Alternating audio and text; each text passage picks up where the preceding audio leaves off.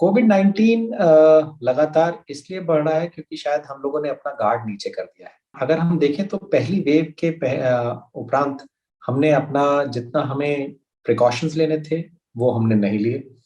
हमने कई ऐसी मैस गैदरिंग्स को अलाउ किया। हमें अब ये पता है कि कोविड-19 फैलता कैसे है।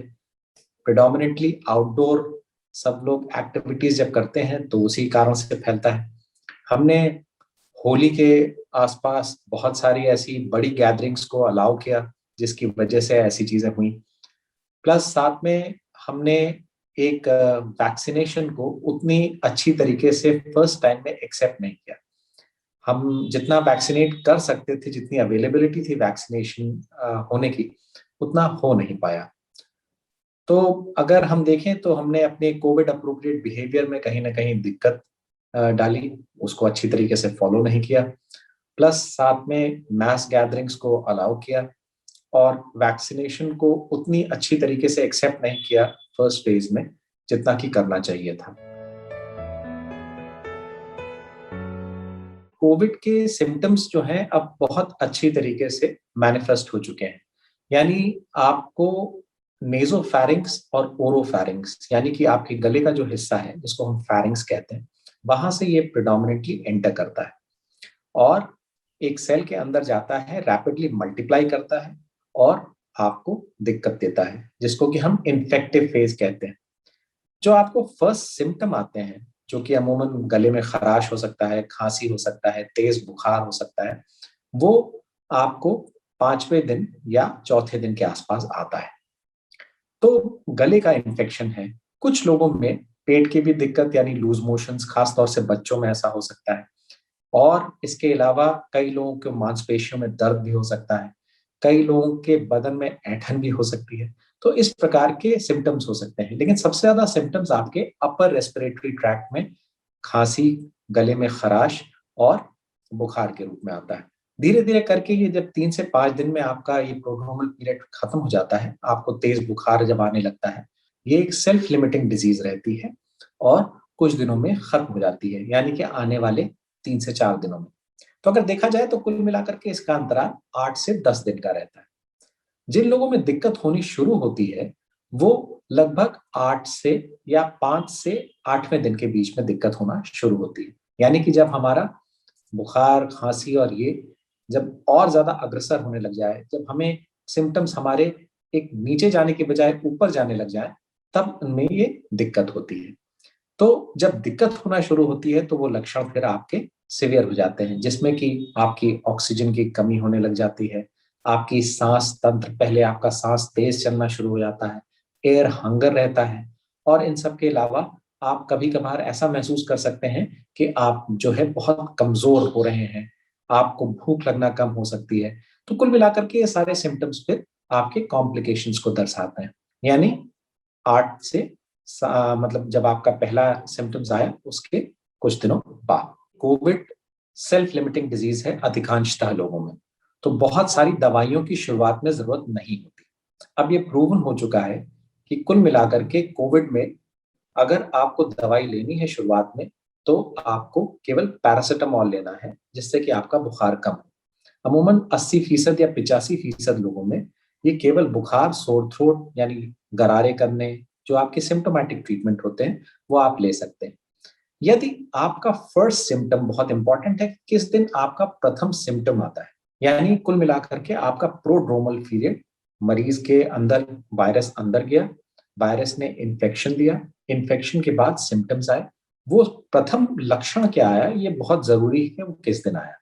यदि वो अगले 3 से 4 दिन में खत्म हो जाता है, तो आपको बहुत कुछ करने की जरूरत नहीं और ये प्रूवन हो चुका है कि बहुत सारी दवाइयों की भी आवश्यकता नहीं। यदि वो कंटिन्यू करता है, आपको और दिक्कतें बढ़ती हैं, आपका बुखार लगातार बढ़ता चला जाता है, आपके श्वसन प्रक्रिया में यानी सांस लेने में आपको तकलीफ होती है, आपका पैर दर्द, बदन दर्द इतना ज्यादा होने लगता है कि आपको लगता है कि आपको तकलीफ हो रही है, आपके पल्स ऑक्सीमीटर में आप देखते हैं कि ऑक्सीजन सैचुरेशन थोड़ा कम हो रहा है, तो ये सब लक्षण को नजरअंदाज नहीं करना है। तब एक स्पेशलिस्ट की हेल्प लेनी है, स्वयंभू दवाइयां नहीं लेनी है। अब क्या हो रहा है कि बहुत सारे लोग अपने लक्षण को पहले तो नजरअंदाज करते हैं और जब वो डिले होता है तो अपने आप ही या तो किसी न किसी के परिवार में हुआ होता है कोविड, तो उनकी दवाइयाँ खाने लग जाते हैं, या अपने किसी मित्र के अनुसार दवाइयाँ खाने लग जाते हैं, ये ठीक बात नहीं। आपको एक स्पेशलिस्ट हेल्प लेनी चाहिए और ये बहुत आसानी से ये उस वक़्त भी क्योर हो सकता है। आज की तारीख में कोविड एप्रोप्रिएट बिहेवियर जैसा हम पहले करते आ रहे थे, वैसा ही है। हमें मास्क पहनना है। मास्क ज़रूरी है क्योंकि मास्क सब लोग कहते हैं कि डबल मास्क पहने कि ट्रिपल मास्क पहने, ये सब ज़रूरी नहीं है। ज़रूरी ये है कि आप मास्क पहने। मास्क ढंग से पहने जिससे आपका मुँह का हिस्सा और नाक का हिस्सा ढंग से कवर्ड हो। यदि आपने इतना भी कर लिया, तो कोविड इन्फेक्शन होने की संभावना आपको भीड़-भाड़ के इलाके में यदि कोई कोविड पॉज़िटिव व्यक्ति है, तो कम रहेगी।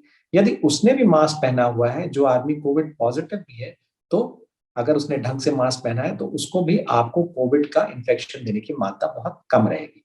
दूसरी बात ये है कि यदि आपने एक-दूसरे के से 6 गज़ की दूरी बना कर के रखी, तो आप दोनों में कॉन्टैक्ट होना या एयरोसॉल जनरेट होकर के आप तक पहुँचने की संभावना कम से कम रहती है।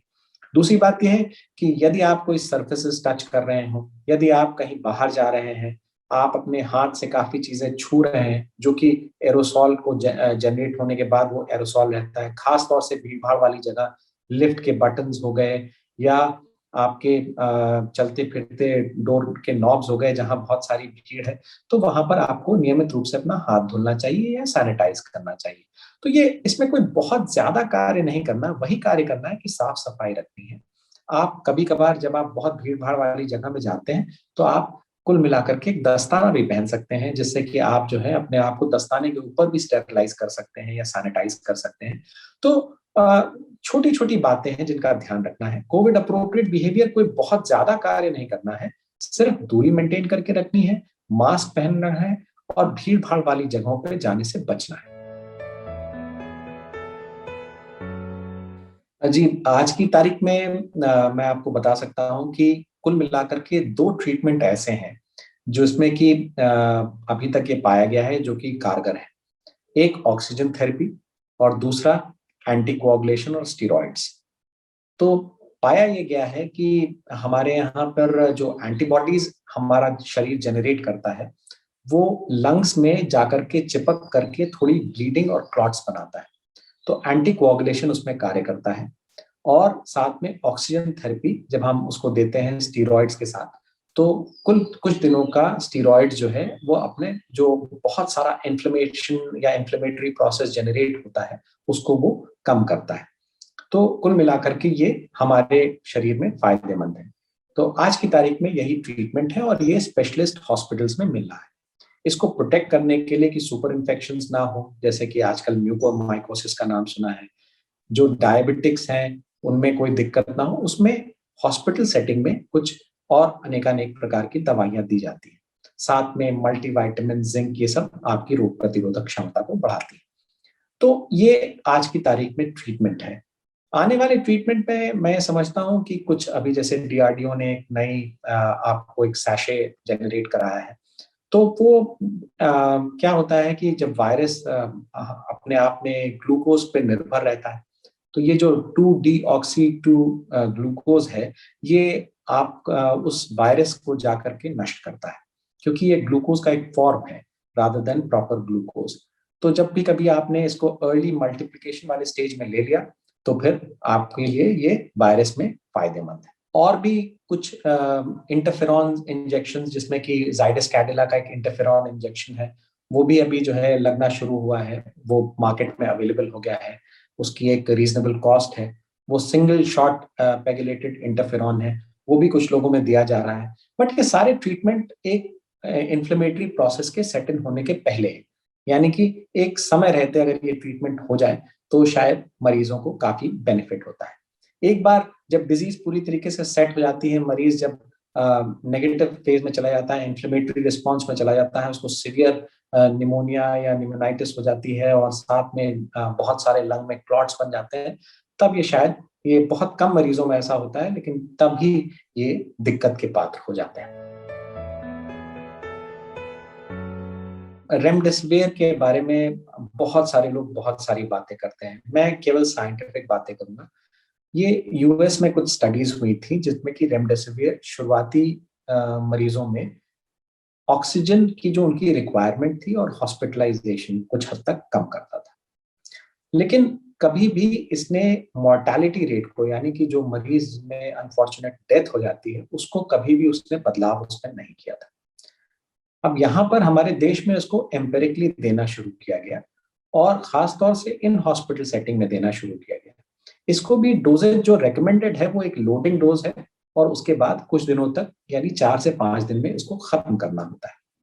तो रेमडेसिविर अभी बहुत सारे सिक लोगों में कारगर नहीं हुआ, यानी कि इसने मोर्टालिटी को अनफॉर्चुनेटली इफेक्ट नहीं किया। ऐसी ही कुछ दवाइयां और भी हैं, जैसे कि टोसिलिजुमैब, ये एक इम्यूनोमॉड्यूलेटर है। इसके लिए भी बहुत सारी बातें करनी शुरू हुई, लेकिन ये भी अभी तक ये सिद्ध नहीं हुआ है कि इससे मोर्टालिटी रेट में कोई फर्क पड़ता है, क्योंकि ऐसे मरीज जो कि बिना इसको लिए ही ठीक हो जा रहे हैं, उनमें इनको देने की आवश्यकता शायद नहीं है। इसके अलावा कुछ एंटीवायरल ड्रग्स हैं जो कि फेविपिरावीर टाइप के नाम हैं, उनको भी लोग बाग ओरली लेना शुरू कर देते हैं। ये प्लीज मेरी ये सलाह रहेगी कि बिना डॉक्टर की सलाह के, इसके स्पेसिफिक इंडिकेशंस हैं और मरीजों में फायदा हो भी सकता है, लेकिन बिना सलाह कर अपने आप से इन सब चीजों को ना लें। इसी तरीके से जैसे हम देख रहे हैं कि अभी स्टीरॉइड्स हैं, स्टीरॉइड्स के अपने पॉजिटिव इफेक्ट तो हैं, क्योंकि वो इन्फ्लेमेशन को आपके कम करता है, आपके बुखार को कम करता है, आपके अंदर जो एंटीबॉडीज अपने ही शरीर को दिक्कत दे रही हैं उसको सही करता है, लेकिन साथ में आपके शुगर को बढ़ा देता है, आपके जो अपनी इम्यूनिटी है उसको कम करता है। तो जिन भी व्यक्तियों में डायबिटीज है वो अनकंट्रोल्ड हो सकती है, जो हमारे अंदर के जो बैक्टीरिया हैं या जो फंगस हैं जो कि नॉर्मली रहते हैं, वो एक अपॉर्चुनिस्टिक इन्फेक्शन करा देते हैं, जबकि हमारी रोग प्रतिरोधक क्षमता कम हो जाती है। अब इसका एक ज्वलंत उदाहरण जो है म्यूकोरमाइकोसिस है, जो कि हमारे अंदर रहता है और ब्लैक फंगस के नाम से मैनिफेस्ट कर रहा है। हालांकि अगर समय रहते इसका ट्रीटमेंट हो जाए तो ये व्यक्ति ठीक भी हो जाता है। तो हमें ध्यान ये देना है कि अपने आप से सेल्फ मेडिकेशन उतना ही करें जितना कि रिकमेंडेड है। अगर आपको एक स्पेशलिस्ट की हेल्प की जरूरत है तो आप उनके पास जाएं। वो हो सकता है कि वही दवाइयां दें, लेकिन सुचारू रूप से देंगे, अंडर गाइडेंस देंगे, तो आपके लिए वो बेनिफिशियल रहेगा। और खास तौर से हम किसी भी फीवर को नजरअंदाज ना करें, किसी भी सिम्टम को नजरअंदाज ना करें, अपना टेस्ट कराएं और अपने आप को आइसोलेट कर लें। तुरंत अपने आप को आइसोलेट करें ताकि हम परिवार में अन्य लोगों को ये इन्फेक्शन ना दें। आज की तारीख में हम ये देख रहे हैं कि इस वायरस की, इस म्यूटेंट या इस वेरिएंट की इन्फेक्टिविटी बहुत ज्यादा है। तो हमें करना क्या है कि हमें जैसे ही अपने आप को हमें लगे कि हमें सिम्टम आ रहे हैं, तुरंत अपने आप को आइसोलेट करना है, एक स्पेशलिस्ट हेल्प लेनी है और अपने आप को फॉलो करना है। जैसा मैंने कहा कि 80 से 85% लोगों में कुछ ही दिनों में वो ठीक हो जाएंगे। बाकी जो 10 से 15 या 20% लोग हैं, उनमें जो स्पेशलिस्ट हेल्प की जरूरत है वो बहुत जरूरी है, ताकि हम अपने नुकसान न करें और अपने आसपास वाले लोगों को और दिक्कत न दें।